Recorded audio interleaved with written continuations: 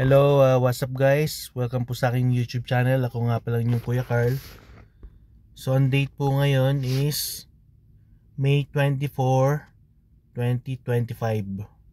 So ngayon po is magkakaroon tayo ngayon ng portfolio update. Tapos tingnan din natin yung kung magkano yung distribution schedule ng Group B ng Yieldmax ETF. Which is kabilang dito yung NVDY saka yung Merni. Tapos meron din pala binili na na sa Group B na included din sa which is yung PLTY or Palantir ETF. So tingnan muna natin yung yung distribution schedule.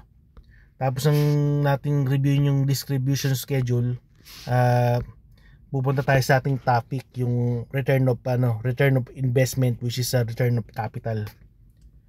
So reviewin muna natin tong Group B.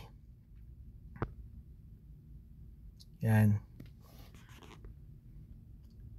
nagano ngayon, Yieldmax ETF announces distribution of PLTY, NVDY, Maro, YMAG, Ulti and others. Yan, so ito yung ngayon. Okay, so CHIPI 0.3991, GPTY 0.2905, LFGY 0.4916, QDTY 0.3249, RDTY 0.3446, SDTY 0.2732, ULTY 0.0979, YMAG 0.2595, YMAX 0.1860, and then dito na tayo sa sa monthly na Group B.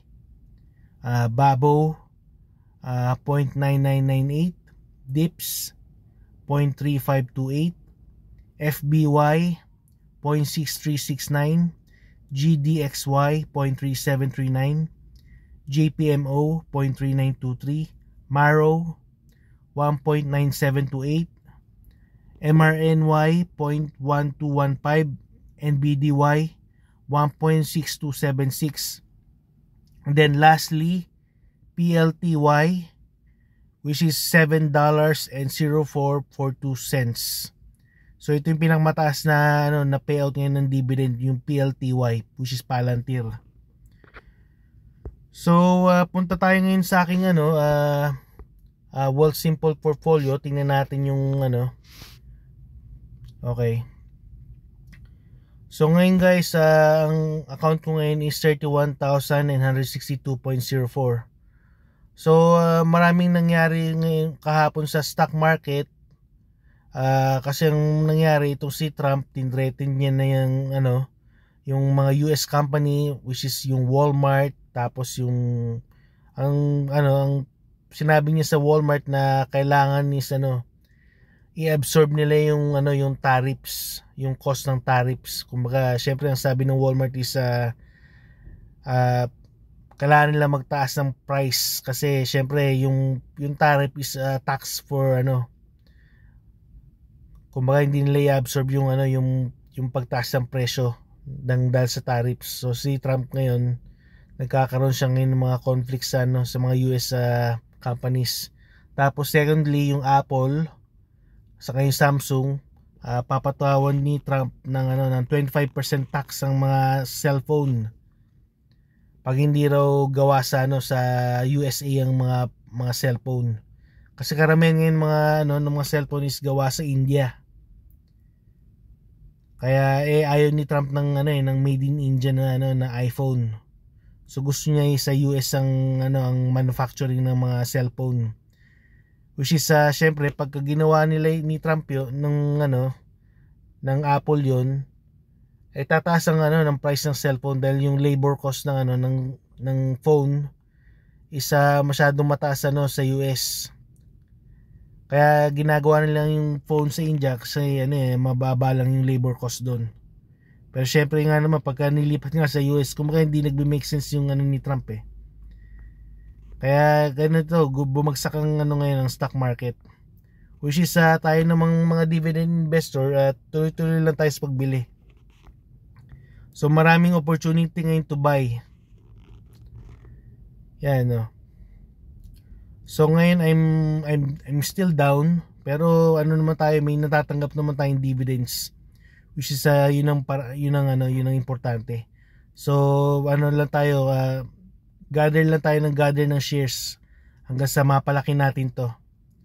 Tapos ang ginawa ko, yan, naglagay din ako ng pera sa XEQT, which is a growth fund. Yan, ito yung aking positive na So marami akong income fund, mga dividend stocks. Tapos meron akong isang growth stocks, yun ang pinapalaki ko. Tapos bumili rin ako ng PLTY, nag-start ako ng position dito.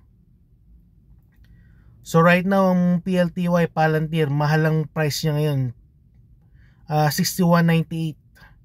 So kagandahan dito sa Wealthsimple, pwede kang bumili ng fractional shares.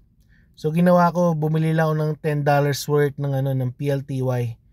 Kasi eventually mas bababa pa yung price nito ng PLTY.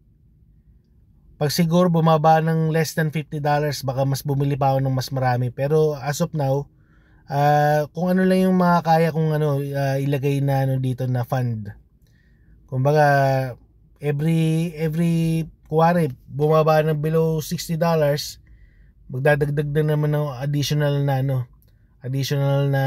$10 na naman o $20. Pero hindi ko ito todo talaga nabibili ako ng $62 na kasi sobrang mahal eh. Pero ang kagandahan din sa PLTY, malaki ang kanyang dividend payout.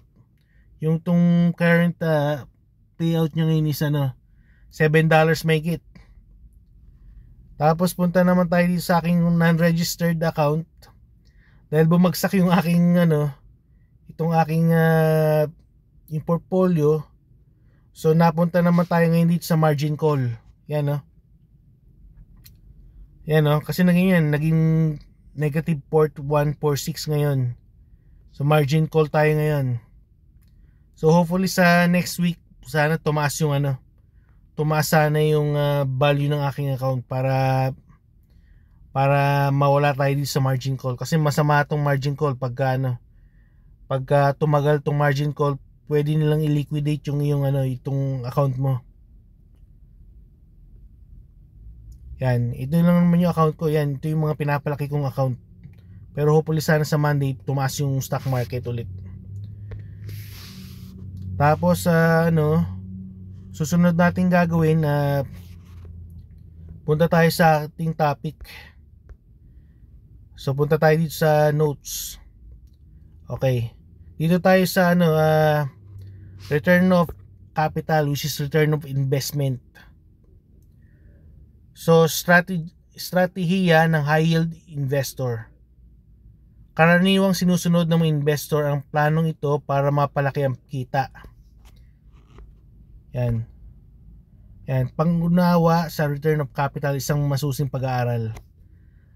Sa mundo ng pamumuhunan na may mataas na kita, ang konsepto ng return of capital ay madalas na pinagtatalunan ng mga mamumuhunan. Layunin ng bidyong ito na linawin kung ano ang ROC o return of capital, which is return of investment din. Ang mga epekto nito at kung ito ba ay pakinabang na strategy. Tatalakayin ang mga high yield ETF at ang mga detalye ng kanilang pamamahagi ng kita na may mga insight para sa mga baguhan at batikang investor. Ano ang return of capital? Ang return of capital ay tumutukoy sa bahagi ng kita na ibinabalik sa investor mula sa original nilang puhunan. Nakakalito ito dahil mukhang mataas ang kita, ngunit ang totoo ay bumabalik lang ang kanilang pera. Narito ang mahalagang punto. Mga uri ng pamamahagi, return of capital, walang buwis ngunit bumababa ang batayang halaga, cost basis ng pamumuhunan. Kwalipikadong dividendo, binubuwisan ayon sa long-term capital gains rate. Karaniwang kita, binubuwisang batay sa ordinaryong tax rate ng investor. So ito yung mga example ng mga high yield ETF sa USA and Canada. Ito yung mga nabibiling high yield ETF. Maraming high yield ETF tulad ng mga sa Yieldmax, NEOS at Roundhill ay nagbabahagi ng malaking porsyento ng kita bilang ROC. Halimbawa, Yieldmax 100% ROC, NEOS 96% ROC, and Roundhill 100% ROC. And then strategiya ng high yield investor. Karaniwang sinusunod ng mga investor ang planong ito para mapalaki ang kita. So sa simulang puhunan, maglalagay ng halimbawa $10,000. So mataas na rate na kita, ang mga ETF na ito ay nag-aalok ng 30% hanggang 100% taon ng kita. Ibig sabihin, kunwari 100% yung yield mo. Sa next, kumbaga isang taon pa lang, mababawi mo na yung yung ininvest mong pera. Tapos number 3, pagbaba ng batayang halaga, kapag tumatanggap ng ROC, bumababa ang halaga ng puhunan. Halimbawa, kung tumanggap ng 5,000 ROC, magiging 5,000 lang ang bagong cost basis. Tapos number 4, walang buwis na kita, house money. Hangad na masiro ang cost basis para makuha ang kita ng walang buwis hanggat sa ibenta ng ETF. Yan. Ibig sabihin, kunwari nag-invest ka ng $10,000 sa high yield ETF katulad ng MSTY for example. Within 1 year makakukuha mo na kagad yung ininvest kasi sa malaking payout nila sa dividends. So syempre pagka nakuha mo na yung investment, yung susunod na mga bayad nito, ito na tinatawag na house money. Kumbaga na siya, cash flow, na siya, nagbibigay na siya sa iyo ng karagdagang pera. So habang kahit na bumababa yung value ng yung ETF, continuous pa rin siya magbabayad ng dividends for the rest of your life. So yun ang ibig sabihin ng house money. Mga panganib at dapat isaalang-alang. Okay. NAV erosion, ang patuloy na mataas na pamamahagi ay maaaring magpababa sa net asset value, NAV ng ETF. Komplikadong buwis, walang buwis ang ROC hanggat masiro ang cost basis. Pagkatapos magiging buwisado na ang kita. Limitadong pagtaas ng halaga, maraming high yield ETF ay hindi tumataas ang halaga, focus lang sa kita. And then mga nakatagong gastos, dapat maging alerto sa mga posibleng dagdag na kakibat ng ETF. Konklusyon, patuloy ang debate sa ROC, mga investor na nakikinabang dito, samantalang may nagko-question dahil bumabalik lang ang sariling pera. Ang desisyon ay dapat nakadepende sa layunin at risk tolerance ng bawat isa. Mahalaga ang masusing panaliksik at pagkukonsulta sa mga eksperto bago mamuhunan. Sa pagbabago ng panahon, ang pag-unawa sa mga konseptong ito ay magpapadali sa paggawa ng matalinong desisyon. So yun lang guys ang ating article ngayon tungkol sa return of capital, which is return of investment. So hanggang dito na lang guys siguro yung aking video. And I hope na may natutunan kayo sa aking channel. So yun lang guys ang kumbaga every video meron akong babasahin mga article or mga para meron tayong financial education na nangyayari sa ating channel. So guys, ito pala yung aking disclaimer na I'm not a financial advisor, I'm just an amateur investor. So lahat ng mga sinasabi ko dito is only for entertainment and informational purposes only lang. And you guys need to do your own research, lalo na sa pag-invest sa stocks and cryptocurrencies. And I'm not responsible for your investment guys, and hope and sana ay mag-research pa kayo mabuti, lalo sa pag-invest guys. And hanggang dito na lang guys ang aking video, and take care everyone. And sa next video ko siguro is which is Group C, which is Coney.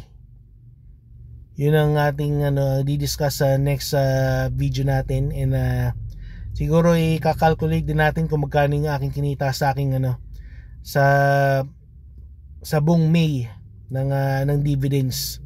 Calculate natin kung magkano yung aking kinita. So hanggang dito na lang guys yung aking video, and take care everyone. God bless and have a good day. Bye.